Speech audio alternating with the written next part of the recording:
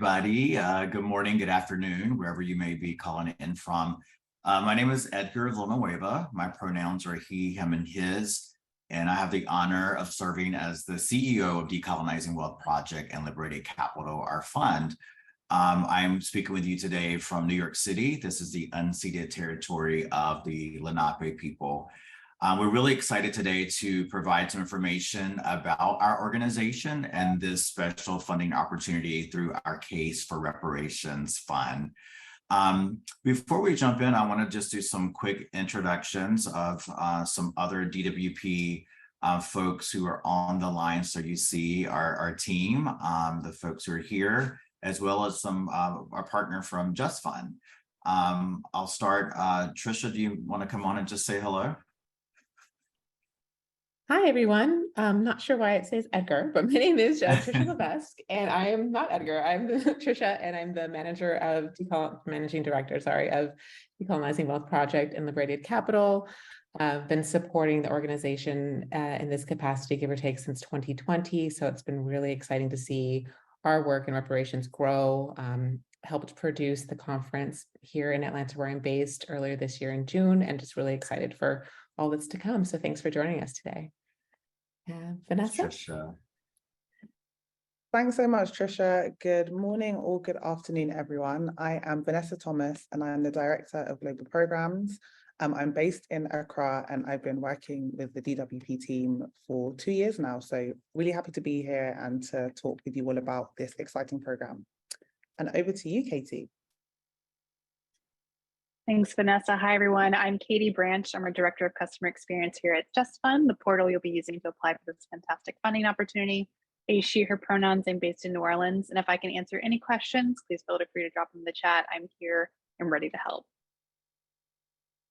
Thank you, Katie. Just Fund has been an amazing partner of ours in helping to manage our grant-making function and to distribute funds out to communities. So thank you.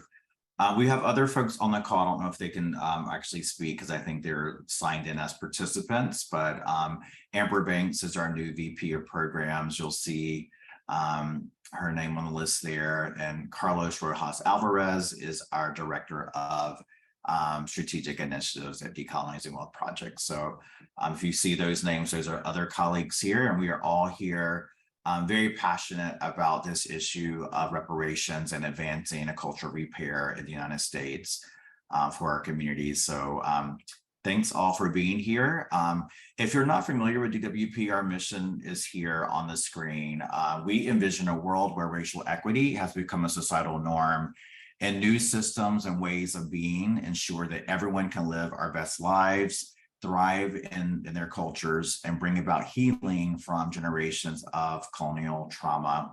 And we do that by supporting truth, reconciliation, healing from the ills of colonization through education work, radical reparative giving, and storytelling.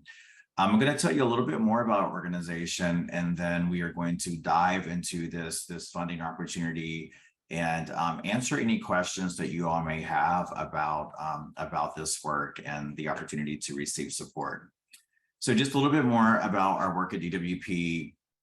These are our three sort of focus areas of work around philanthropic advocacy and practice, really advancing our framework of reparative philanthropy.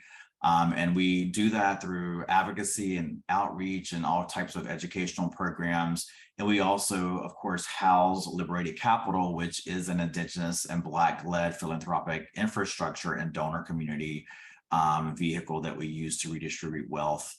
Our racial healing programs, we create and facilitate decolonized resources, tools, and spaces to promote personal and organizational transformation in our efforts to advance truth and healing for all of our communities. And then finally, we harness the power of storytelling in our own ways and traditions to bring visibility to our communities through digital projects, media engagement, and strategic partnerships. Around our work in philanthropy, this is a little bit more around what that looks like. Our framework is called the Reparative Philanthropy Framework, and it really is supporting donors, foundations and other types of institutions that have power and wealth in exploring their own journeys around truth and repair. And so we do that through education, engagement, donor advisings, workshops, presentations. And then our community Liberated Capital, which is our fund that supports and resources this work around reparations, is comprised of more than 600 individuals who are members of this community, many of them giving monthly to support this type of work. We also, of course, have support from many institutions as well. And we are modeling something really different here of moving capital in a way that we call untethered resources. So we don't put restrictions on our partners and are really trying to model that a different type of philanthropy is possible. We are engaging the sector through all types of events. You know, we've reached tens of thousands of leaders in the philanthropic sector through presentations and through more than 250 events across the globe. We're really proud that since 2019, when we stood up Liberated Capital, we've distributed more than $12 million to Black and Indigenous-led organizations in our communities. This year, our goal is to distribute more than $6 million. And this initiative around reparations is a part of that. Through our advising, we have also directly influenced the investment of more than $500 million new dollars toward racial justice work in the last couple of years. Just a screenshot here of numbers to provide some context to this really important work and why we do it. We know from data that less than 8% of funding goes to communities of color in the US, organizations led by BIPOC folks who are doing work explicitly around equity. This is a philanthropic injustice, and we are really working hard to change that, both to influence funder behavior and what foundations are funding and how they are funding our communities. We know that there's a huge economic impact of this. And in fact, the US GDP would increase by 16% by 2030 if the racial earnings gap was closed. And this racial wealth gap and earnings gap that exists is deeply connected to the sector of philanthropy and who has wealth in the first place to be able to move philanthropic resources. On the right side of the chart, you see, again, 100% of our funding through our funds goes to Black, Indigenous, and other POC-led organizations. We mentioned that we have 600 individual members in our donor community, which is really just amazing. The 12 million we've been able to move and the 6 million that we hope to move this year in our funding. So here through our Liberated Capital funding initiative, we currently have 4 distinct funds.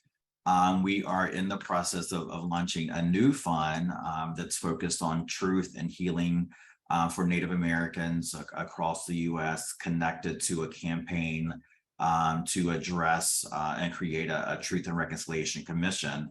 But right now, what we have are 4 funds. This fund, which we'll talk more about in a moment, on the Case4Reparations fund that we launched in 2021. You can see that in the first year, we moved 1.7 million. We also last year moved over 2 million, and this year we'll move at least 3 million in that fund.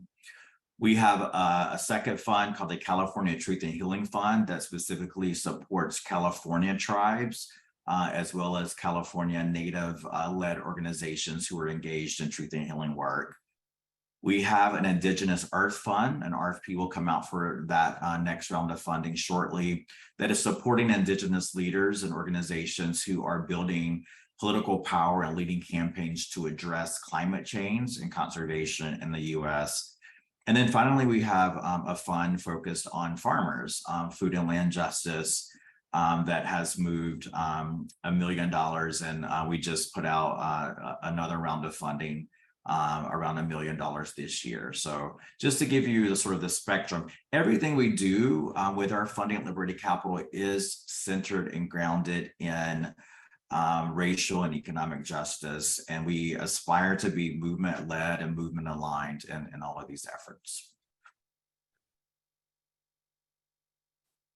Just a little bit about our narrative work. We do use our platform to try to bring visibility to the communities that we're from and the communities that we care about and to the issues that we care about.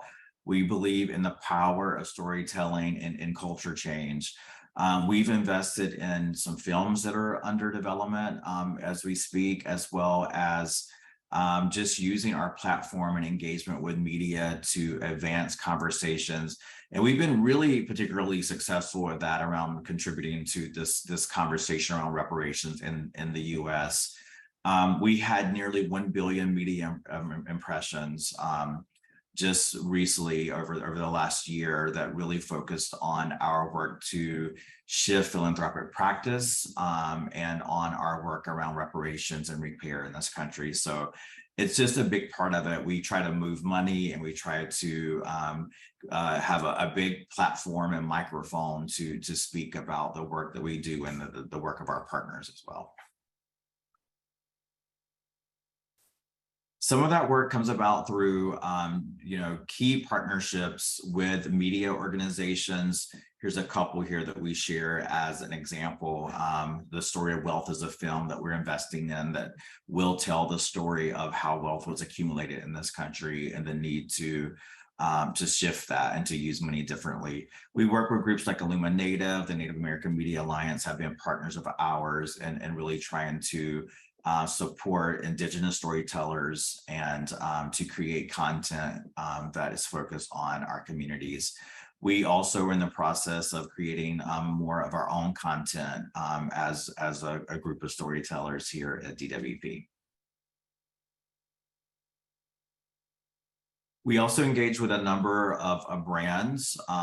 Some of these brands are corporations that you see who are very aligned in our values and some who are not. But yet when we get invited in, we try to influence what's happening within these companies, providing trainings, doing activations, coaching them to think about not only their giving as corporations, but also how they use their platforms to shift their internal processes. So a little bit of truth and reconciliation, within the organizations, acknowledging how they've harmed communities and how they need to repair those harms. So we work across philanthropy and also across a number of corporations. Just a little bit about our healing work. And then we're going to land this plane because I know you all are here to learn about the funding opportunity.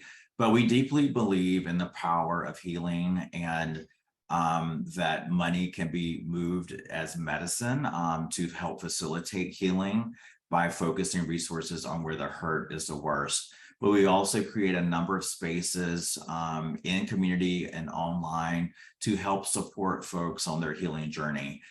We have a healing programs manager on our team, as well as a collective of healers who work closely with us to hold these spaces.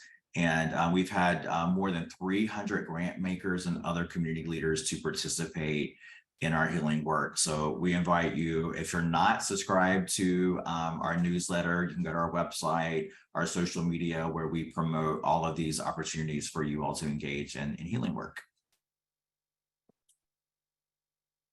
And then we just wanted to mention that we work in the US, but increasingly our work is growing outside of the US. Vanessa is our Director of Global Programs.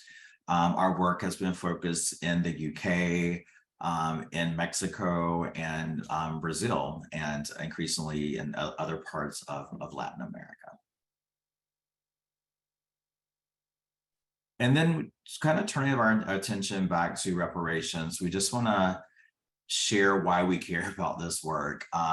We're deeply committed to truth, healing, repair, all of these aspects. And this movement for reparations that has been in place for a long time, for decades, has really gained a lot of traction recently. We're really excited about this. We are in a moment where truth is under attack, where history is being erased. And we know that to get to a place of true racial healing, that we must center reparative work, and that there is no path to racial healing that does not include reparations for Black people. And so when we started DWP 5 years ago, I had the opportunity to speak to a number of leaders from across the reparations movement that deeply informed my work and politicized me. And I realized at that time that no one from philanthropy was really supporting the movement for reparations.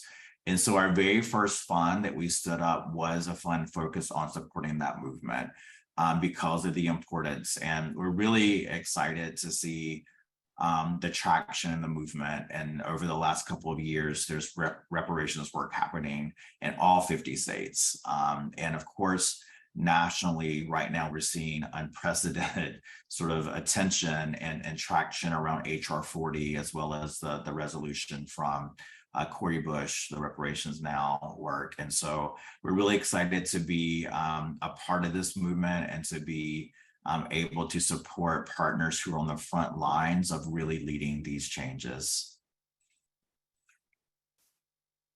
In June of this year, we hosted a pretty historic event with over 200 reparations movement leaders, funders, policymakers, and we all came together in Atlanta to just build community and to connect, especially since the murder of George Floyd and especially with the pandemic.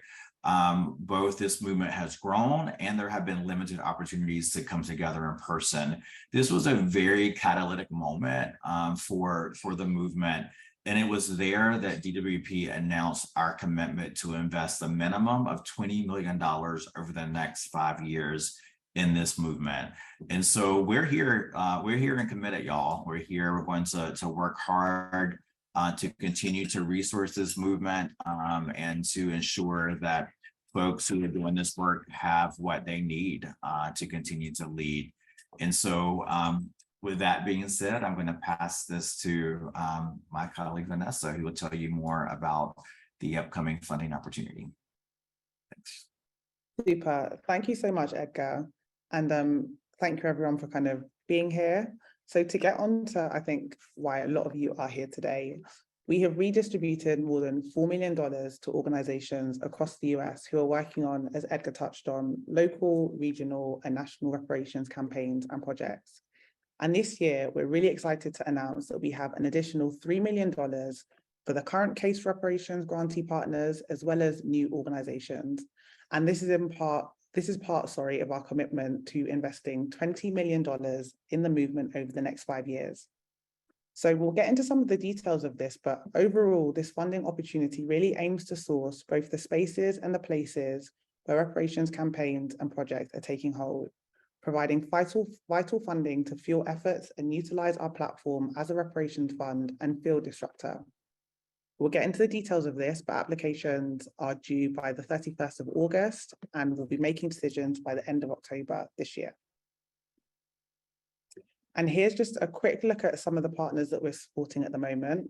And you can find out more information about this on our website, but you can see here we've been supporting Justice for Greenwood, DC Justice Lab, just to name a few. Cool, so getting into the nitty gritty, so who is eligible? So priority will be given to organizations and or coalitions which are led by Black communities. We will also prioritize current grantee partners who are engaged in active reparations campaign and policy work. For the specifics, grant dollars must be paid to a 501c3 nonprofit organization, but we do accept applications from fiscal sponsors. And at this point, individuals are not eligible. Applicants must also be based in the United States. And then moving over to the right-hand side. So coalitions and organizations who are working on advocacy campaigns to shift policies and systems that result in the payback of money or land from government or institutions in the United States to Black communities. So that is what we kind of define as reparations work. This does not include subsidies for direct services such as affordable housing, and we appreciate the importance of that work, but that's not what we're classing as reparations work. Funding, of course, must be used for a charitable purpose, so no direct lobbying. And I know for many of you might wonder that we have no longer in this fund, we're no longer supporting Indigenous communities with land back initiatives. And this year, we are focused exclusively on the Black community. And we do encourage Native American partners to review our other Liberated Capital programs, including the Indigenous Earth Fund, which Edgar mentioned, the California Truth and Healing Fund, and the National Truth and Healing Fund, which is in development. So our commitment to Native American communities remains, but the Case4Reparations program is focusing on reparations for the Black community. In terms of how many grants we think we'll award, we're approximately looking at 25 to 30 organizations, and we're assuming that the grant range will be between kind of $50,000 to $125,000. All decisions are made by an advisory committee of Black community leaders and activists in the reparations space.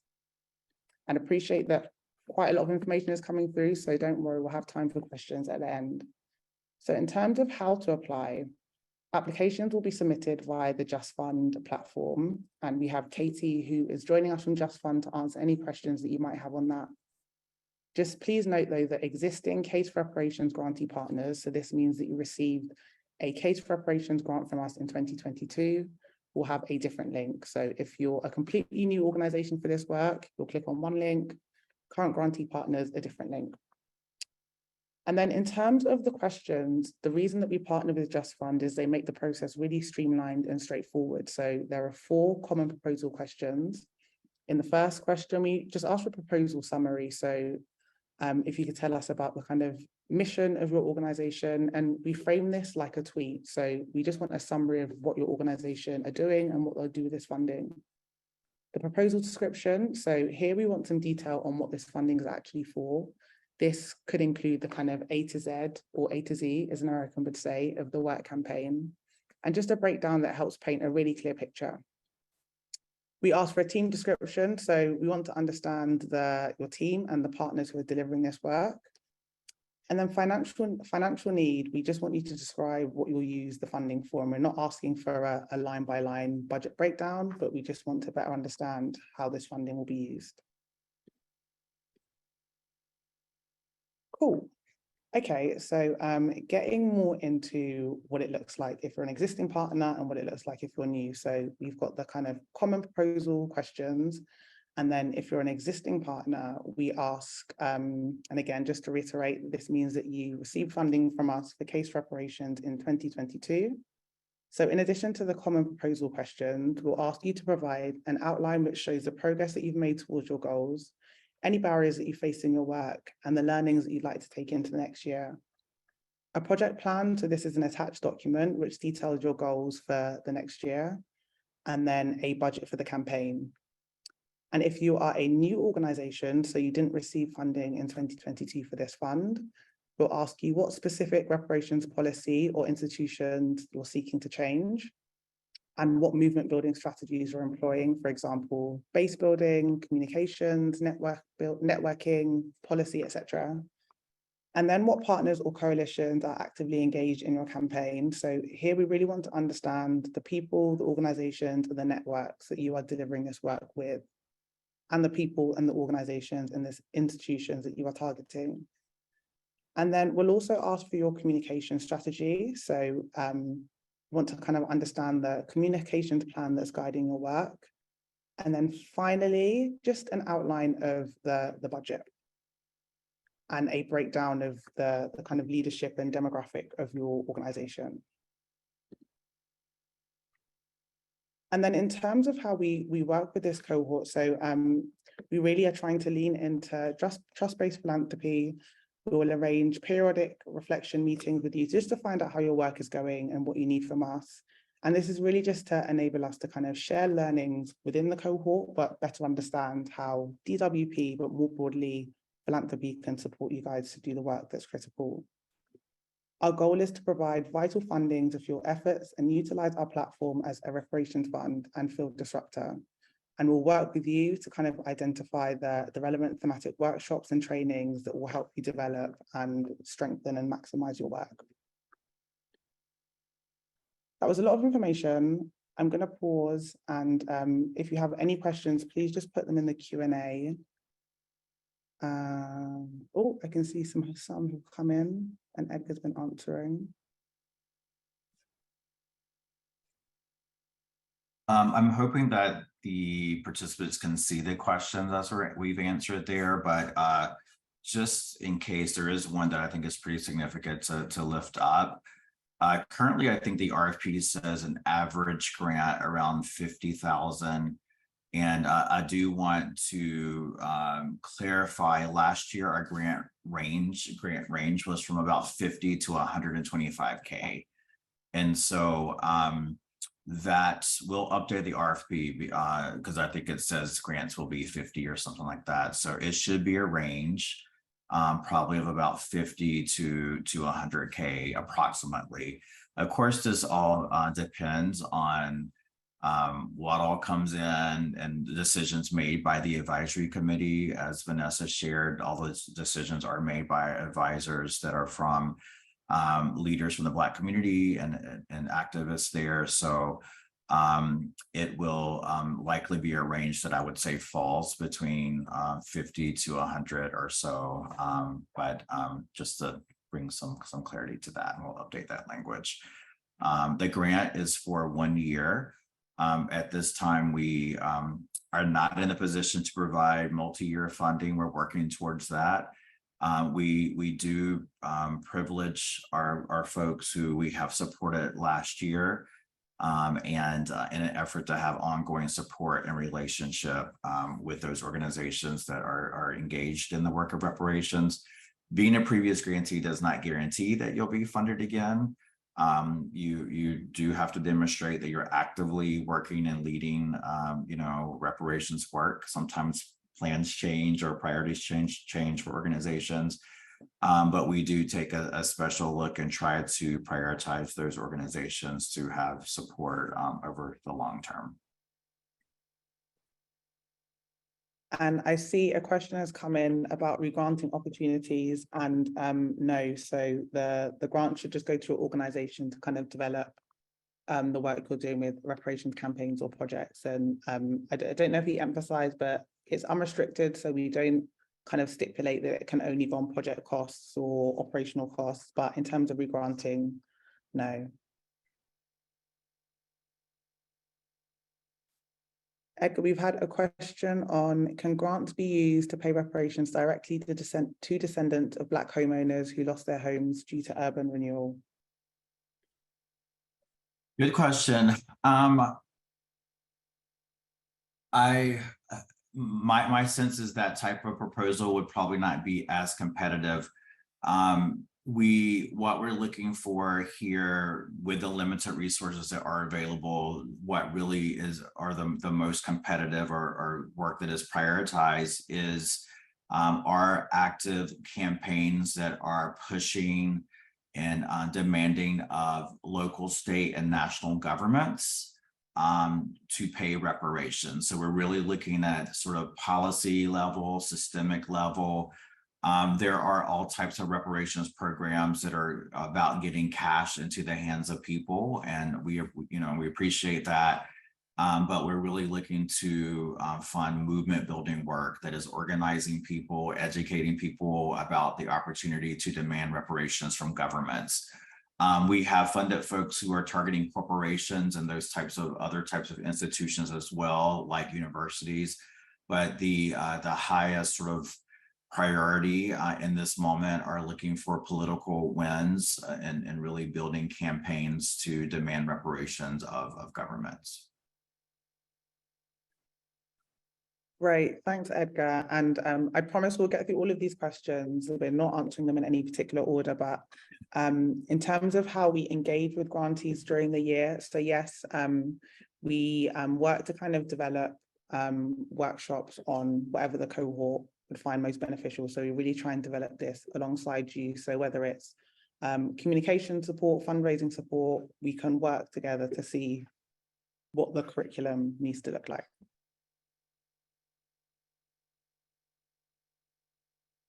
The questions coming in fast and thick. We love it. Let's see here. I'm trying to check some off that we've addressed. So I can go to the next one, Edgar, as you do that. So the grant term begins. We're hoping to make funding decisions by the end of October. So the grant term will kind of begin when you receive the funding, November onwards, and we pay all of our grants in one installment. So there's not a case of you send us a report and then we give you the next $10,000. We receive it all at the beginning, and it's a 1-year term, like Edgar mentioned. There's a question that says, of the 25 to 30 grants, how many would go to previous grantees and how many to new grantees? So a couple of things there is variables to think about. One, this year, the pool of funding we have available has increased from 2 million to 3 million. So we are putting in an additional $1 million of funding in the pot, which we're really excited to be able to do. It would also depend on the current grantees who is continuing to do reparations work that is sort of leading active campaigns or doing really critical infrastructure support that the advisory committee decides needs to have ongoing support. And so that will be a percentage of those organizations. It's kind of hard to say, but I think both knowing that and that there is additional funding, we'll see kind of where things fall, but we haven't designated sort of a percentage for existing versus new. We're just being sure that if we are in an existing relationship with a current organization and they are in the middle of very active, powerful reparations work, that we're not kind of, jumping out on them, but we're really just honoring the existing relationships there and continuing to support. So I hope that helps a little bit with that.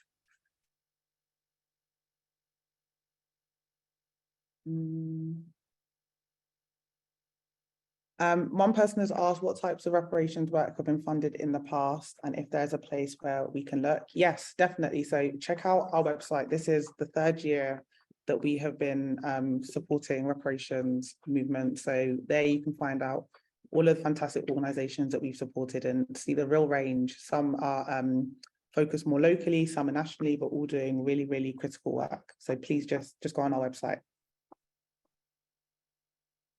I see some questions about folks are really interested in who the grantees are, what type of work they're doing, what they can learn from our partners. As Vanessa said, on our website, we have at minimum right now a list of the partners, and we absolutely invite everyone to check out these organizations, follow their work. We're in the process of building a new tool that would be what we're calling a Reparations Resource Center that we hope to have online by the end of this year.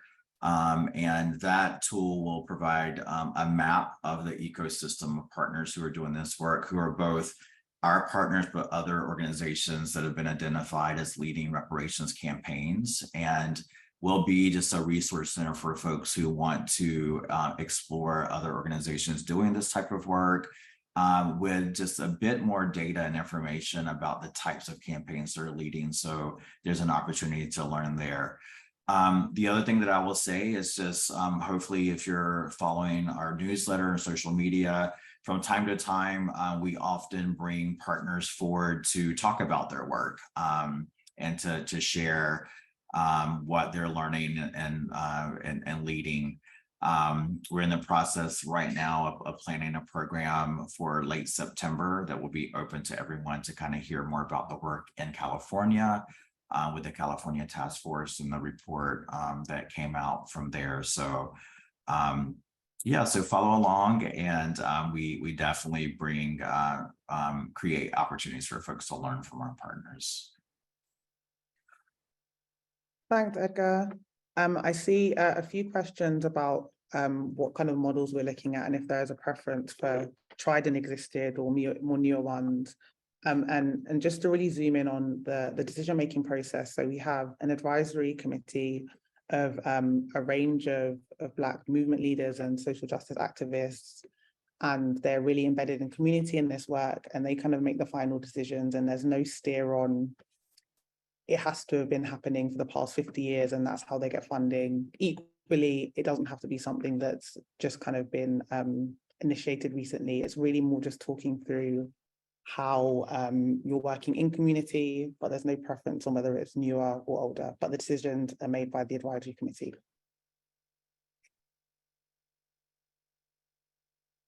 A couple of questions that kind of speak to what the funding can be used for. So for example, can funding, can some of the funding be used to support individuals who are participating in a task force on reparations. The funding that we provide is completely unrestricted general operating support. So we do ask for a budget because we want to know more about the work, and often a budget at a high level helps us understand what the work is and sort of the scope of the work, and helps us to, or the committee, I should say, make decisions around the size of grant that is helpful and all of that. But you all decide as applicants how you want to budget the resources and what they're used for. We don't have any restrictions around that whatsoever, other than to not use the funds in direct lobbying, but however you whatever you need in your program or your campaign, you know, to do this work, you're able to use those funds accordingly. So we don't dictate any of that from our end. These questions are really brilliant, guys. Thank you. Just seen a few about reporting requirements. So that's a fantastic question. And we really are not trying to provide organizations with lengthy paperwork that they need to send. We understand that a lot of philanthropy does that, and that's problematic for lots of ways. So we have trialed a kind of model of, we have a Zoom or a call and we talk about the work you're doing, the successes, the challenges, how DWP can be more supportive. And that's that. And we are still kind of building out if we need more, if we need less, but we're not going to be asking you to send over a 25-page report. We'd rather you use the money to actually do the work. Absolutely. Just a little bit more information on how decisions are being made. Hopefully this helps you all. The questions that we ask are really getting at sort of 6 areas. And when we or the committee, I should say, I used to be on the committee. I'm no longer on the committee. So I keep saying we. I will not be making any decisions about where the resources go. But we look at the area of power building. Is this project or coalition, is it movement building? Is it building power among the people to advocate or advance a policy or a recommendation to see reparations become a reality? We look at sort of who the organization is, who the coalition is. Have they been engaged in this work? Do they have the experience, and you know, does the leadership reflect the community, right? We're looking to support Black-led only organizations and coalitions for this work who are working on reparations for Black folks. We're looking at sort of what, thirdly, sort of what is the campaign and the plan? Does it sort of make sense, right? Does it show experience and just thoughtfulness and the activities around the campaign for the next year and what you are hoping to accomplish through this work? Fourth, we look at timeliness, and this is sort of this sense of urgency. So for example, if there's an active campaign happening in a place and like resources are needed close to winning, and it's going to just, you know, make a difference, versus a place or you know, where maybe something's not happening right now, but you're wanting to get something started and you're at the very beginning of it. We appreciate that, but with limited resources, we try to move them to where we see the most urgency in this moment, because the political window opens and then it may close. And so that's also a part of the decision-making process. And then we also, of course, look at, is it sort of hitting the mark around what we are considering reparations for the purposes of this funding opportunity? Is it a campaign that is demanding money or land from a state, local, or national government in the US? And I did see a question about outside the US. We're exclusively focused on reparations for within the boundaries of the US and its territories. So that is where we're prioritizing what reparations is, right? We're looking at the UN definition of reparations. We're looking at the movement for Black lives and how they're defining reparations as money paid by governments for harms done to Black people in this country. Within that, again, sometimes there has been funding that has gone to folks who are looking at looking at corporate and sort of university types of reparations, demanding that those institutions pay for their history and legacy of harm for Black people. We're not looking to fund cash assistance programs, affordable housing programs, those types of programs that are getting money to people for very important causes. But we are looking to fund movement building, advocacy, policy, narrative work around advancing this movement for reparations for Black people. So I hope that helps, just with a little bit more transparency around the way that these proposals are evaluated. Edgar, someone or a few people have asked about the kind of difference between charitable purposes and direct lobbying. So what we consider as direct lobbying. Great question. So there's a lot that can happen in terms of under the auspices of a 501c3. I refer folks to boulderadvocacy.org. It's a great resource, but essentially resources can be used to educate people about the opportunity for reparations and even active policies that are at play in communities. Where the funds cannot be used is to tell someone to sort of campaign for a candidate, someone who might be running for public office and use the funds to sort of support their candidacy or get people to vote for a certain person.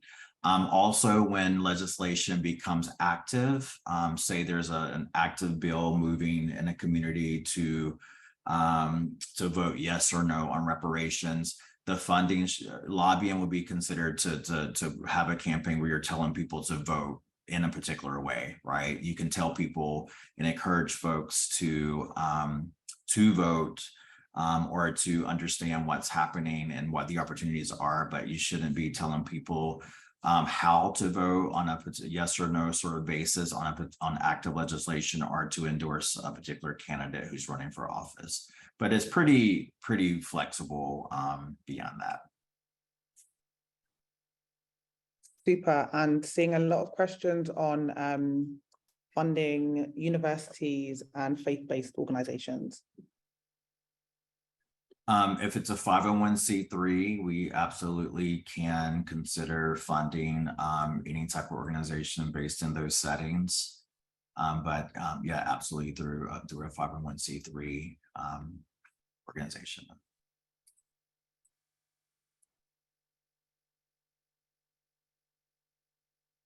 Let's see, really good questions here, y'all. Keep them coming. I wanted to say just to as a resource, because we could run out of time, you will find on our website, decolonizingwealth.com, we will, of course, have the RFP is there. We will also have a link to this recording for folks who have asked for a copy of the presentation. We'll post a link to this recording, which will be on our YouTube channel. We also maintain throughout the course of this process while the proposal process is open. You can email us any question to reparations@decolonizingwealth.com.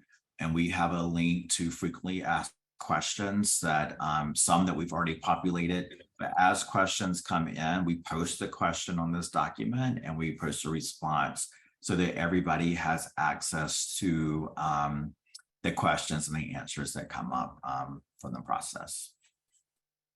Yeah, and that document, the FAQs that Edgar spoke about, is regularly updated. So some of these questions, if you haven't, if it's not currently covered in the document, but you asked it today, we'll make sure we put it there as well.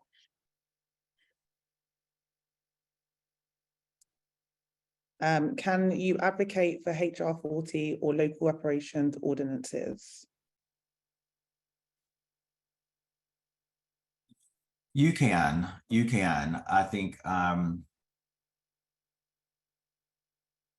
we as an organization have publicly declared our support of HR 40. So not to get too legally here, but there is a limited amount of sort of that type of work that nonprofits can do.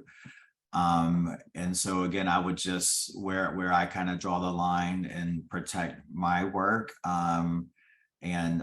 sort of is to not publicly endorse, say a senator was running for office, right? And we knew that this was a person who supports reparations.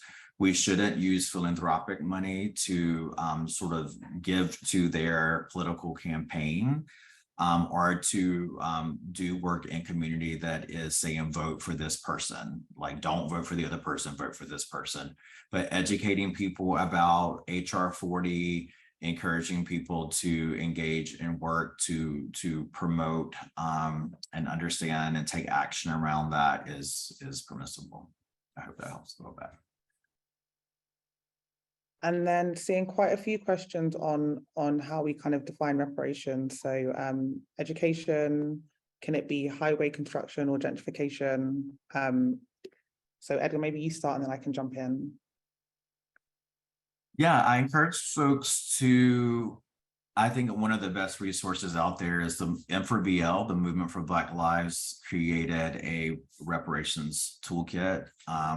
Lots of our partners have great educational materials about it. And there are a lot of ways that people think about reparations. For the purposes of our funding, we are really specifically thinking about how governments and possibly corporations or other large institutions have harmed Black people historically, and how and need to pay money back to as a form of repair for what has happened historically. And so you know, it's tricky, right? So absolutely, Black people have been harmed by so many different forces like gentrification, which I see in a question.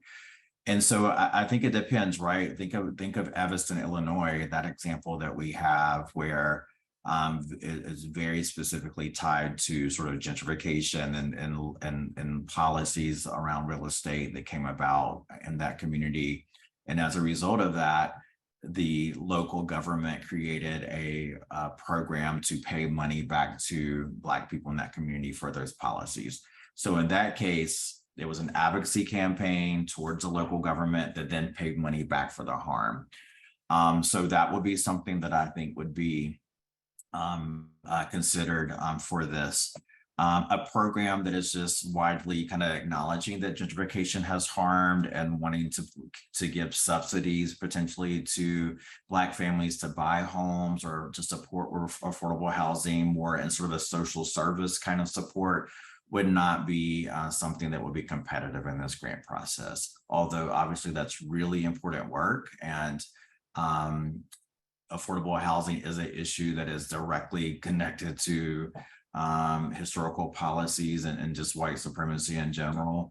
That is not the intent of this particular funding opportunity that is looking at forcing governments to pay money to make amends for historical racism. I hope that helps a little bit. Those are really good clarifying questions. Thank you all for raising those. We've got a few minutes left, so please feel free to keep populating them. We're trying to kind of double up by answering in the chat and live, so hopefully everything is clear. But you have our email address, so reparations@decolonizingwealth.com. This webinar will be on YouTube. We'll post it on our website. There's lots of avenues where you can get in contact with us if you have any other questions or you start the application and you think, wait a minute. And Katie, don't forget, from Just Fund is also here. If you have any questions, read that, and we can share Just Fund's contact details as well. So lots of avenues for you to ask questions. Yeah, absolutely. I think that we've covered most of the questions. Some of them are very, very, very specific, so we don't want to hold up the group for that, but we're happy to continue to engage with folks offline in this process. So yeah, I think we can call it and just thank people for your time today. Thank you for your support of this work. We're really excited to continue it. And again, decolonizingwealth.com. If you click on Liberated Capital, you'll see the Case for Reparations link there with a lot of information. We'll have links again to this presentation, as well as the FAQ sheet where we will post responses to questions that come in to reparations@decolonizingwealth.com. Anything else, Vanessa, before we close out today? No, I think that's it. Thank you everyone for your time, and please just reach out if you have any other questions, but we're looking forward to connecting with you again.